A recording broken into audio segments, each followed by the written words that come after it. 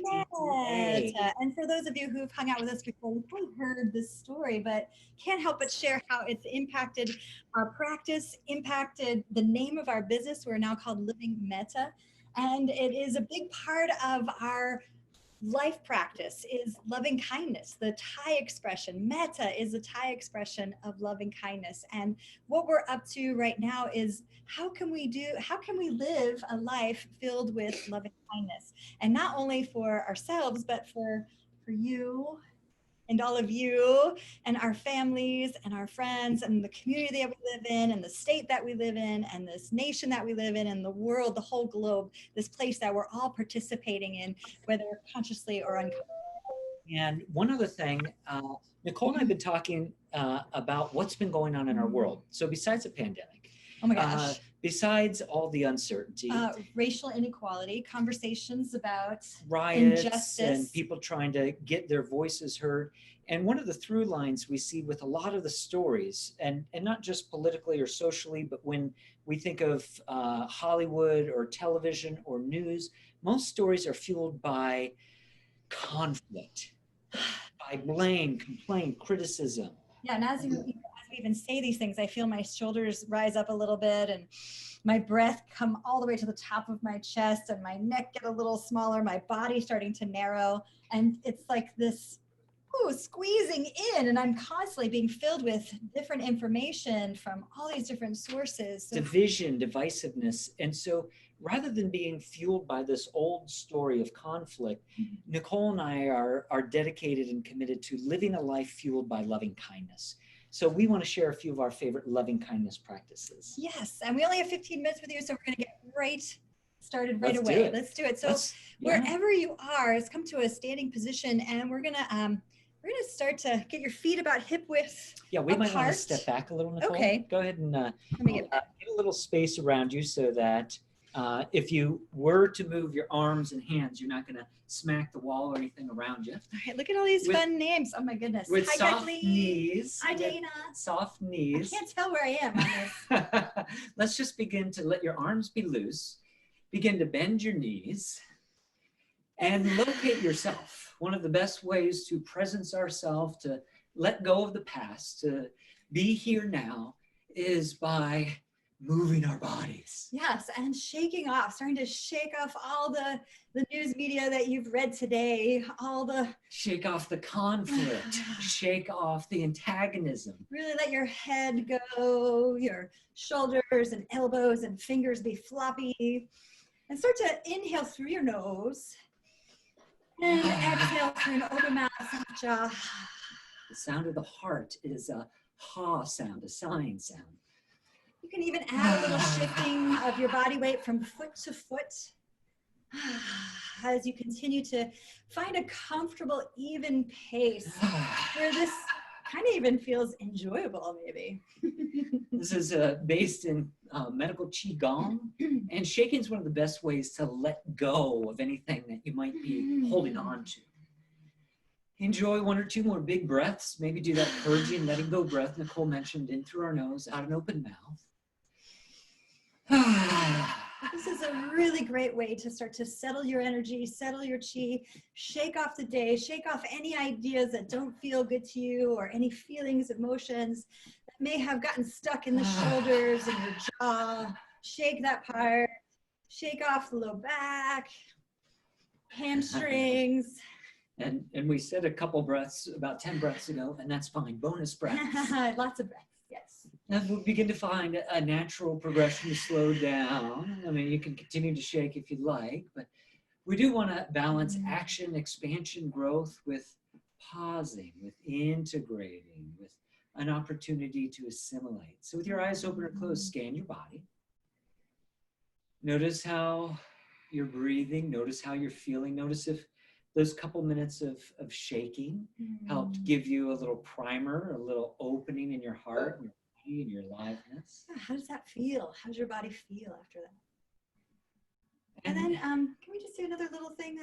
Take a moment to look up and then look down. Do that one or two more times, just looking up and look down. And then pause with your head in the center. Take a breath. Enjoy your breath. And then on the exhale, look over your right shoulder. Let your left hip come involved. Look behind you. Stretch your gaze. See what's behind you. Come back to center. Take another breath. Exhaling, look over the opposite shoulder. Let the opposite hip also reach towards that same corner of the room. Yeah, come back to center. So feeling, notice how that makes you feel, how that feels in your body as you settle into a space of what's called vagal tone. Vagal tone is the sign that we feel safe and available to be connected. And sometimes we mentally feel safe, but our body actually hasn't been confirmed that it's safe. So by moving our gaze, we actually remind our autonomic nervous system, our neuroception, that all is well. All is well. How are we doing on time, Nicole? Doing 4:37. All right. I want you to think of what would be, or maybe lead from your heart, feel into what would be the most delicious position that your body would like to enjoy right now. That's fun. Delicious position. So maybe it's standing. Would that feel delicious? Would that feel pleasurable for your body? Would you like to lay down? Yeah, maybe that's easy. Or maybe just feel best to sit in a chair or in an easy pose, just in a position where you can easily hear our words as we connect with a metta meditation, a loving kindness meditation. Yeah, so find the perfect position for you. Doesn't matter what it is. Your eyes could be open, or you can begin to allow your eyelids to soften. And I want you to expand into your heart space. Take some nice deep breaths. You could even contact your heart with your hands or not. Like you had X-ray vision, you could look right into your heart. And now I want you to conjure up someone or something or someplace that without doubt you love. And bring that person, place, or maybe it's an animal or a food, bring that one thing that without doubt you love into your mind's eye, into your heart space, and begin to amplify that feeling. Like you're going to plunge into that feeling, mind, body, heart, spirit. Begin to savor, luxuriate, like a bumblebee rolling on the pollen of the most beautiful flower. Kind of roll into, energetically with your attention, your awareness, roll in and around and savor. Breathe into that loving contact of that person, place, or thing that you love. Enjoy 3 more deep breaths and maybe add your, it's not extra sensory perception, but your expanded sensory perception. Imagine your eyes, your third eye's lit up. You can see beyond your eyes. Maybe there's a sound, some words of love, a feeling, a smell, a texture, a taste. Feel that love in, through, and around you as you connect with that Metta. Sometimes it's really easy to know who you love, to feel those loving feelings for those people in your life that are special to you. I want you now to start to turn that same kind of love that you've shared so generously with that person, that place, that pet, that thing, and turn that inward. Bring that loving feeling, that loving connection to yourself, your own heart, your own head and belly. Letting yourself be filled with your own loving attention.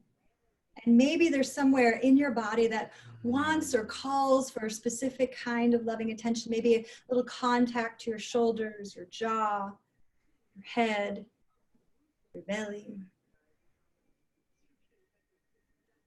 Offering yourself your generous, loving attention, filling your own cup. Breathing in and bathing in your loving attention. One more inhale. One more exhale.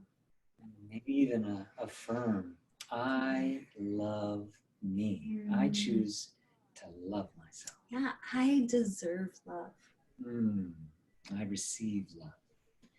Continue to bathe. I love that word, Nicole. Bathe in that love. And now begin to allow your imagination to move towards someone who you know could use a little extra loving kindness. Oh, someone in our life, or yeah, maybe there's a person who could use a little love, and just begin to imagine them ensconced.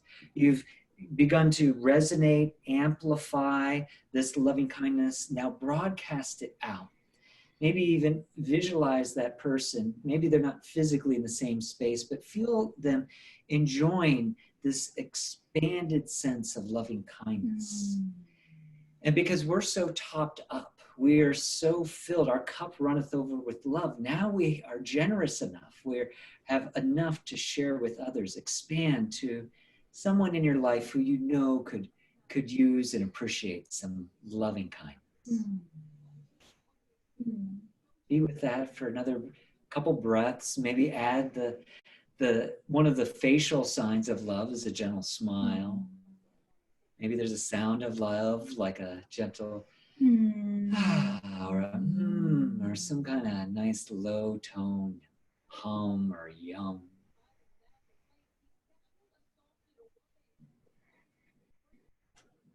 And now let's really flex our loving kindness muscle, our metta muscle. Start to think of someone, pull into your circle of awareness, someone that maybe has pushed your buttons, or someone that you don't really give much thought to, or somebody who you've had a hard time, a little conflict in connecting. Or maybe just someone you never thought to give loving kindness to, and you want to grow that capacity. So who pops up? Let that person just pop up without forcing or trying.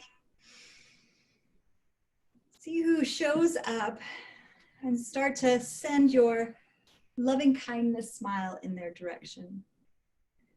Continue to presence your own love for yourself as you do this. So everything's voluntary. You don't have to do this. If this isn't feeling good to you, then pick someone or something else. Yeah, and you can breathe in love to yourself. Bring that loving attention into you. And on your exhale, you can send that love, send a smile to whoever that is. Really practicing metta, loving kindness. Sharing that with even the most neutral or uncomfortable feelings that might come up for you.